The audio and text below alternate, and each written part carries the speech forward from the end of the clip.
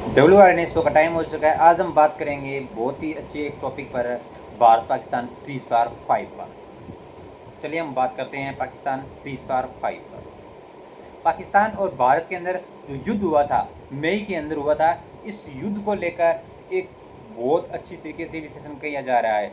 भारत पाकिस्तान के वॉर के अंदर ना किसी अमेरिका का हाथ था और ना ही किसी अदर कंट्री का हाथ था।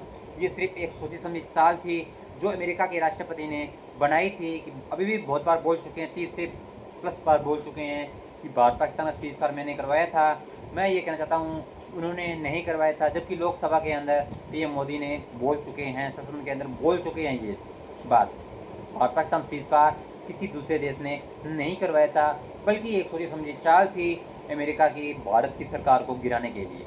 और ये क्यों कह रहा हूँ, ये इसलिए कि बांग्लादेश के अंदर जैसे ही हसीना मलिक ने चली चाल, मतलब उन्होंने अमेरिका के खिलाफ खड़े हुए तो अमेरिका ने उनकी सरकार गिरा दी। पाकिस्तान के अंदर भी देख लो, इमरान खान, आप जानते हो कि अमेरिका का हर सरकार गिरने के पीछे हाथ कुछ ना कुछ पक्का होता है। और ये हाथ इसलिए होता है क्योंकि इसके अंदर अमेरिका चाहता है कि मेरा दुनिया में दबदबा बना रहे, और ये दबदबा अमेरिका का बना ही रहता है। अमेरिका कुछ भी करे, भले उसका करे चाहे ना करे, उसका दबदबा हमेशा बना कर ही रखता है। और ये दबदबा इसलिए बना के रखता है क्योंकि अमेरिका चाहता है कि हम पूरी दुनिया के अंदर डॉलर के बाद अमेरिका ही विश्व गुरु बना रहे। बल्कि उसका एक ये भ्रम है, जो भ्रम फेल होता जा रहा है। ज़्यादा हम अमेरिका के बारे में नहीं बोल सकते क्योंकि हमारा यूट्यूब चैनल भी बैन हो सकता है। हम वही चीज़ दायरों में बोल रहे हैं कि जो यूट्यूब के दायरे में, गाइडलाइंस के दायरे में आ रही है। पर अमेरिकी राष्ट्रपति बार बार जो झूठ फैला रहे हैं वो झूठ है। मैं फिर कह रहा हूँ झूठ है। और ये झूठ इसलिए है कि अमेरिका के राष्ट्रपति को करारा जवाब भारत की सरकार यानी पीएम मोदी ने दे दिया। और ये ऐसा जवाब दिया जो क्या बताऊंगा आपको। और ये ऐसा जवाब था जो जवाब अक्सर नहीं देना चाहिए था लोकसभा से, जो कि देकर जो डोनाल्ड ट्रंप की जो रेंज बनी हुई थी काफ़ी दूर तक, कि मैंने जो ये सीज फायर करवाया था वो रेंज को ख़त्म कर दिया था पीएम मोदी ने, कि किसी के बाप के अंदर औकात नहीं है कि भारत पाकिस्तान का सीज फायर करवा दे। ये तो पाकिस्तान खुद डीजीएमओ लेवल पर गिर गया था। इसलिए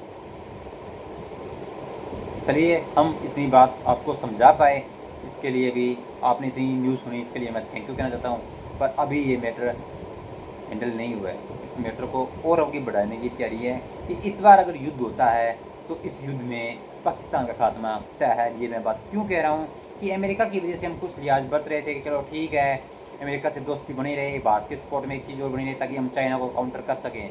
और जैसे ही लोकसभा के अंदर पीएम मोदी ने बोला तो बोलते ही इस राहुल गांधी पप्पू ने बुलवा दिया था मोदी को, बोलो लोकसभा में ये बोले वो बोले, ये राहुल गांधी पप्पू है, इसको प्रधानमंत्री मत बना देना, ये इधर से आलू डालता है इधर से सोना निकलता है। ये पाकिस्तान की जुबान बोलता है, तुर्की की, अजरबैजान की, विदेशों की। भारत एक तरीके से युद्ध नहीं लड़ रहा है। मैंने ये पिछले भी एक वीडियो में कर चुका हूँ, पीएम मोदी एंड राहुल गांधी में दोनों में कौन देश के लिए अच्छा है, ये बात के अंदर मैं बता चुका हूँ कि भारत 6 से 7 वॉर लड़ रहा है एक साथ। ये अकेला वॉर नहीं लड़ रहा है भारत अकेला वॉर नहीं लड़ रहा है। भारत के साथ 6 से 7 ऐसे फ्रंट युद्ध लड़ रहे हैं जिनसे हम आज भी सचेत नहीं हैं और हम एक्टिव भी नहीं हैं। पर भारत सरकार अब समय के साथ ध्यान दे रही है। भारत सरकार को ध्यान देना चाहिए और ये बात मैं कह रहा हूँ बार बार को, और बार बार ध्यान दे ना ही बोलना पड़े। पर प्लस भारत की सरकार तो कर लेगी, भारत की सरकार तो जो कुछ कर रही है, पर भारतीय जनता का भी फर्ज बनता है कि इस समय देश की सरकार के साथ खड़े रहें, क्योंकि ये खड़ा रहना बहुत ज़रूरी है। और ये क्यों ज़रूरी है, ये इसलिए ज़रूरी है कि हम भारत सरकार के साथ तभी खड़े होंगे, तभी हम विदेशों को जवाब दे पाएंगे। आज अमेरिका को हम जवाब तभी दे पा रहे हैं, मोदी आंख से आंख तभी मिला पा रहा है जब भारत की जनता उनके साथ है। ठीक, हमारा दूसरा पॉइंट भी क्लियर होता है। तीसरा पॉइंट है कि अब हम जो युद्ध करेंगे वो इस युद्ध के अंदर हम पाकिस्तान को एक ऐसी मार मारेंगे, ना तो थल सेना, ना हम जल सेना, ना हम वायुसेना, हम मारेंगे तीनों ही सेनाओं के साथ, ब्रह्मा विष्णु महेश।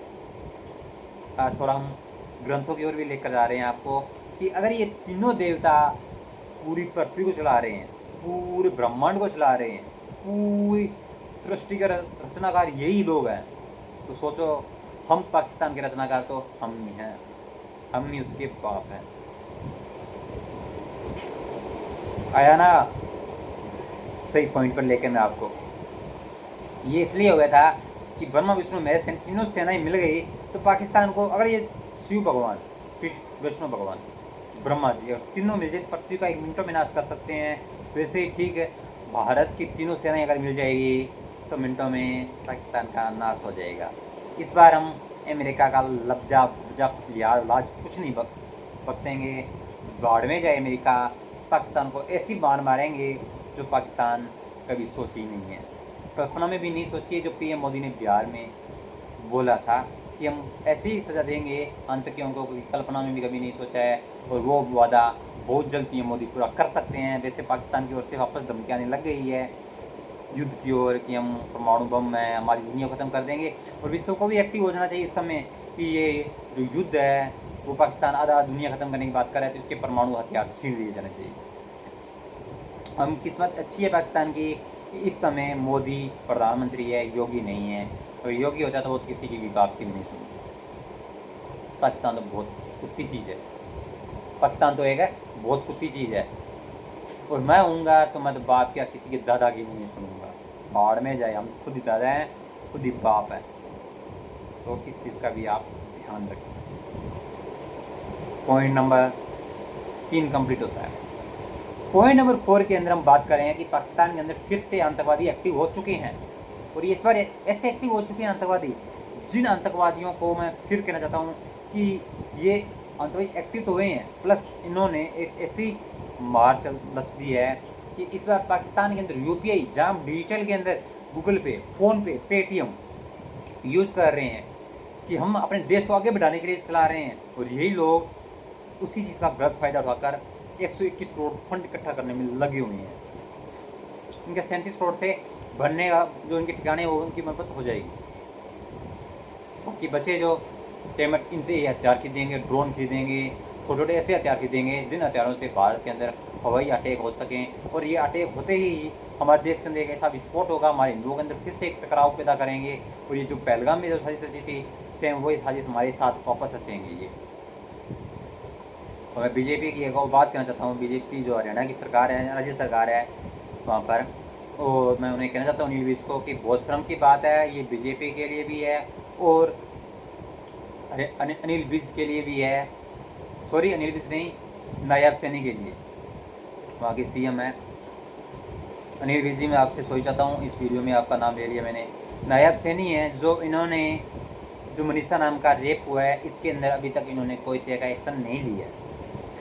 हम बात करते हैं, जब पश्चिम बंगाल में होता है तो बीजेपी खुलकर बोलती है कि ये हुआ वो हुआ, पर जब अपने ही सरकार के अंदर, अपने स्टेट की सरकार के अंदर ऐसा हो रहा है मनीषा का, तब एक्शन क्यों नहीं ले रही है ये बीजेपी सरकार?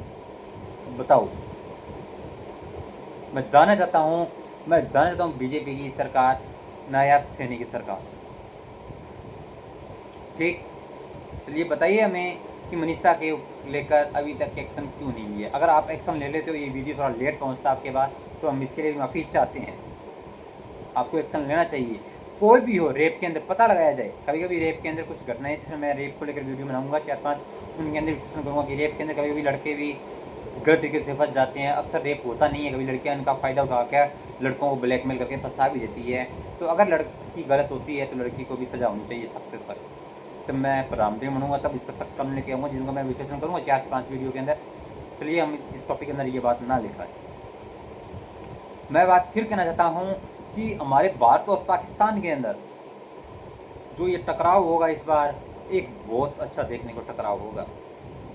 ये पॉइंट जो 4 है, यहाँ से हम कंप्लीट करना चाहता हूँ। जाने की इजाज़त चाहता हूँ, जाने की मुझे इजाज़त दीजिए।